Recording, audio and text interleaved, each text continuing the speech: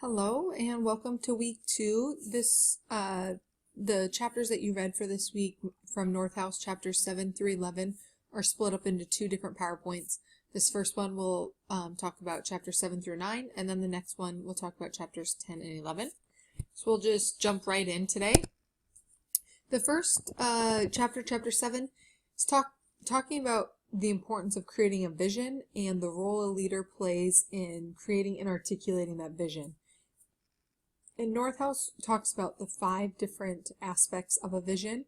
First, we have to design a picture of the future that's better than the status quo. So we have to help people visualize what it's going to look like in the future, and it needs to be inspiring and different than what the current status quo is. That's really important. Next, which goes hand in hand with that, is that there's going to be change that happens in order to create this more positive future. And change is really off-putting for a lot of people in the workplace. A lot of people like the security and the certainty of status quo. And so it's important as a leader that you approach talking about your vision and the changes that are going to be happening in a real positive way to get people on board, as opposed to causing them panic. Also, the vision should be about your values, or the leader's values, or the organization's values.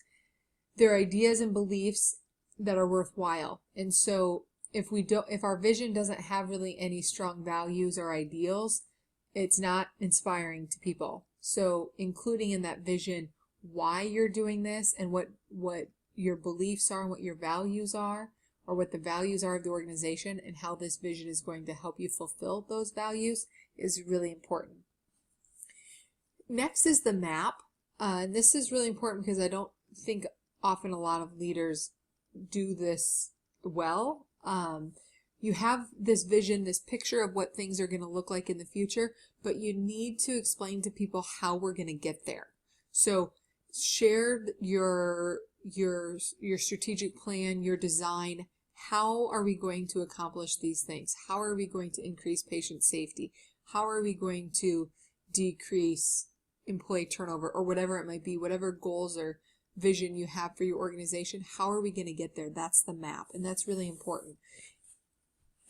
The last part of it is the challenge. Like I said, individuals, human beings, we tend to resist change, but we do like to be challenged, and we like the excitement and the possibilities of something new. And so talking about your vision as a challenge to your employees to embrace, and this moving to this more positive future that's going to transcend the status quo, can be really important too. So once you have all of those pieces of the vision, it's really important that leaders are able to articulate the vision. And one of the greatest leaders who was able to articulate their vision well was John F. Kennedy Jr. And this quote, John F. Kennedy, and in this link on YouTube is his vision of getting to the moon. And so you can click on that and take a look at it. Just a few minutes, but I think you'll be able to see all of those components: the challenge, the map of how we're going to get there, the values of this is what we do as Americans. We conquer new areas. We go where other people haven't gone. All of those things are really in that vision that he talks about, getting the United States to the moon. It's also important that we adapt to our audience. So depending on who you're telling the vision to is going to change how you deliver it. If you're talking to your board of directors versus your, floor nurses, it may be different. So you're going to have to adapt that as a leader. We talked about highlighting those values. And then also it's really important to use inclusive language. So talking about we, whenever you're talking about the vision or about the organization, instead of saying I'm going to do this, or I'm going to get us there, talking about we and how we're going to do this together is really important. So then The next chapter goes into constructing or establishing a constructive climate. And climate is really important. There's a lot of good research out there, a lot of books about how do you create a positive culture or climate at your workplace. And leaders are really partly responsible for building and constructing this climate. And so Northouse gives us a few strategies for how we can create a constructive climate in the workplace. And he talks about 4 factors. First is providing structure. Even democratic leaders need to provide some structure for their employees. We know authoritarian leaders are very big into structure, and so they're going to do that just because that's who they are. But if you are more likely to fall into democratic leader or more laissez-faire, you might think, oh no, people just need freedom and creativity.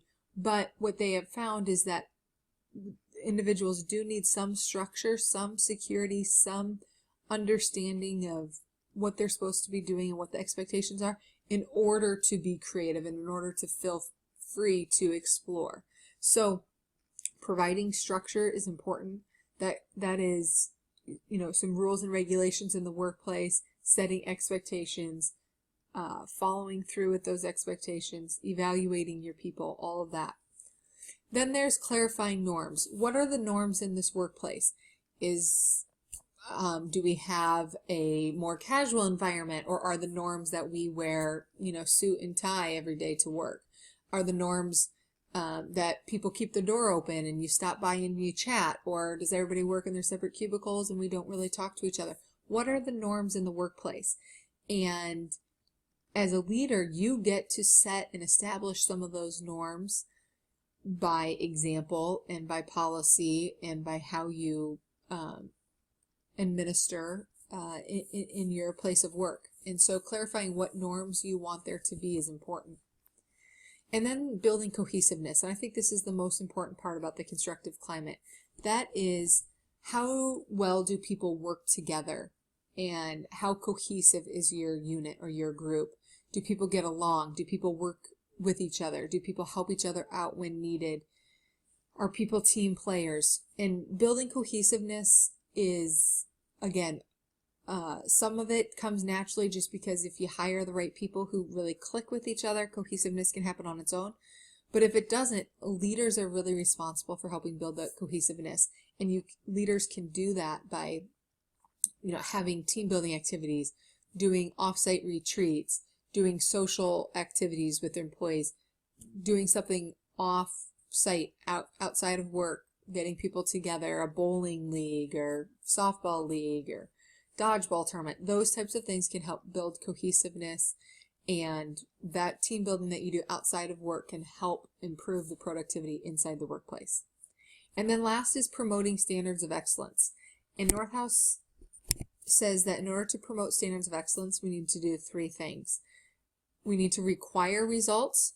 So that is setting high expectations. So we set the standard. This is what we expect of you. So we expect that you have this type of patient interaction and this type of patient satisfaction and, few medical errors and those types of things. So we set that as the standard, and then we review it. We review your results, and that's important. Evaluating your employees, whether that's semi-annually or annually, is important to help them know, are they on track? Are they improving? What can they work on? Where are their strengths? And then sometimes those people may be struggling, and so it is important that we give them some constructive feedback. How can they improve? We're going to talk a lot about constructive feedback in the Patterson text when we jump into that next week, and so we'll come back to that.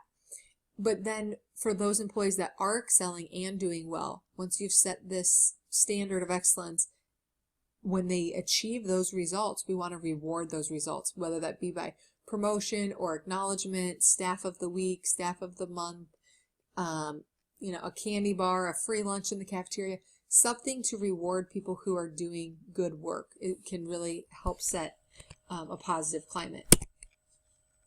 The last chapter in this section is listening to outgroup members. And this is also a really important part of being a leader, we don't always have cohesiveness. We want our teams to work together. We want people to work together. But at times there are going to be people who don't connect to the larger group. And Northouse calls these individuals outgroup members. And they're individuals who don't identify themselves with the larger group. They feel disconnected. You see, I apologize, that's a typo there. So it should say who do not identify themselves with part of the larger group. And this can lead to discontent, hostility, sabotage, low morale. So it's really important that we don't just ignore people who aren't feeling connected, but rather leaders need to reach out to outgroup members. And we'll talk about how we can do that. But outgroup members or outgroups can form for a number of reasons. Sometimes they just have an opposition to the larger group for whatever reason. It could be policy, procedure. It could be for whatever reason they just don't like how things are being done, and maybe the majority of people like the model or the policies and procedures at this workplace, and some people just may be in the minority and not like that, and there's not a whole lot we can do there. Next is social identity theory. That is, there may be individuals that don't identify due to some social identity, and that can be gender, race, age, ability, career field. So maybe you have a bunch of nurses on a floor and you have a few CNAs, and the CNAs feel excluded due to their identity as CNAs and not nurses. Or maybe you have mostly female nurses on a floor and you have one or two male nurses who don't feel connected. Or maybe you have a bunch of older nurses and you have a couple new nurses enter the floor and they aren't feeling connected. And so that all falls into that social identity theory. Others can may develop an outgroup mentality just because they have felt excluded. Maybe they felt they weren't included in some group activity, or their voice isn't being heard. And then lastly, there's sometimes people just lack good communication or social skills to relate to the group. They may just be socially awkward and so have trouble relating. Any of these types of outgroups can cause less synergy, and they can cause conflict in the workplace. So Northouse gives us some ideas of how we can deal with outgroups. First, it's important to listen. Ask them what's going on. Is there anything that you could do as a leader or manager to help them feel more included? Show empathy. If you do know that you have somebody who is in a minority in terms of race, gender, sexual identity, any of those types of things, show empathy and let them know that you're concerned and that you can tell that this may be a more difficult or challenging situation. You also want to recognize their unique contributions. So because they may identify with another group, they may have an experience or a background that can help your floor, can help your other nurses relate better to patients. So recognize their unique contributions and their experience. Help them feel included in whatever way you can. Again, doing social activities, inviting them to those things, doing all staff retreats, all of those can help. As a leader, if you can create a special relationship with those outgroup members where they feel they have a voice and are empowered, that can be really powerful as well. So lastly, I just want to leave you with this case study here. It's just a little scenario of a group of nurses on a floor, completely fictional, but could probably very likely happen in real life. And a few of the nurses are feeling excluded, and they form an outgroup. And so you can see those reflection questions. You can just think about this, ponder this. Have you seen this in your workplace? How does that potentially impact the workplace? So here's what you're supposed to be doing this week: reviewing this PowerPoint and then the PowerPoint for chapters 10 and 11. You'll do your reflective individual. You'll send a draft to your peer. Make sure you read under assignments in week 2 what you're supposed to be doing and who you're supposed to be sending that to. The peer edit form is on My Methodist under the handouts in week 2. Then you'll complete the discussion board post, and then you'll need to respond to 2 of your peers by Sunday. I also want you to email me the name of the person and the organization you're going to be interviewing for your leadership analysis paper. There's a PowerPoint that outlines what that assignment is, so take a look at that. And then your reflective individual final will be due to me on on Sunday by midnight by My Methodist.